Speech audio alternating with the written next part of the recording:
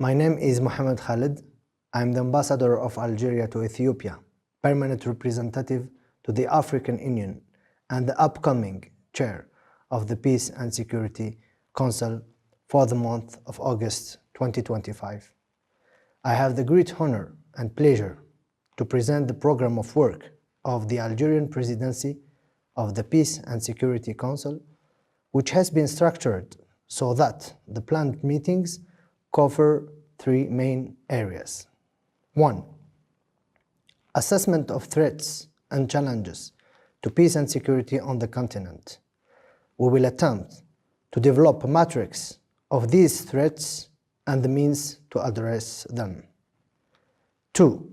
Review of crisis situations, including a field mission. 3. Consultating and briefing sessions between the Peace and Security Council and various organs and regional economic communities in Africa. In general, this work program proposes 8 meetings at the level of ambassadors, 1 field mission, and 1 meeting of the Committee of Experts. The first meeting is scheduled for August 1st, 2025, at the level of experts. This committee will examine the terms of references of the Peace and Security Subcommittee on Counterterrorism before submitting them to the ambassadors to review and adopt this important document on August 15th.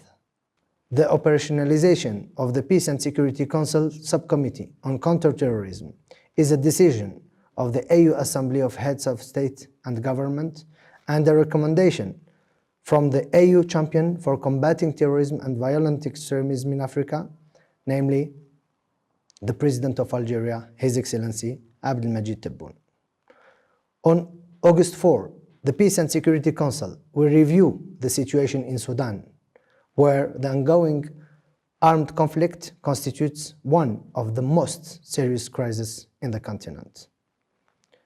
On August 6, the Peace and Security Council will conduct an assessment of all AU ad hoc mechanisms tasked with supporting the Peace and Security Council's mandate in preserving, preventing, and promoting peace and security in Africa. A consultation session between the Peace and Security Council and the AGA-APSA platform and the AU Permanent Representative Subcommittee on Human Rights will be convened on August 8. This meeting will serve to revitalize coordination with these platforms and address issues related to governance and human rights on the continent. From August 10 to 12, 2025, the Peace and Security Council will travel to Juba, South Sudan, to review with the South Sudanese authorities the security situation in the country and the implementation of the revitalized peace agreement. The opportunity will also be seized to engage with all stakeholders present in Juba who are responsible for supporting the political process in South Sudan. On Wednesday, August 13th, a public session of the Peace and Security will provide an opportunity for the 55 AU member states to share their views on the theme of education in conflict situations. As our continent faces persistent conflicts that have lasting impact on vulnerable populations such as children, education is becoming a serious challenge. After a 1-week break due to the TICAD summit, the Peace and Security Council will resume its works on August 25, with the second consultative meeting between the Peace and Security Council and the SADC region. This will be an opportunity to explore ways and means of promoting peace and security in this region of the continent. The meeting on August 27 will be dedicated to the annual briefing between the Peace and Security Council, AUCTC, AFRIPOL, CISA, and APRM on the early warning system with the objective of developing a matrix on risks and threats to peace and security in Africa.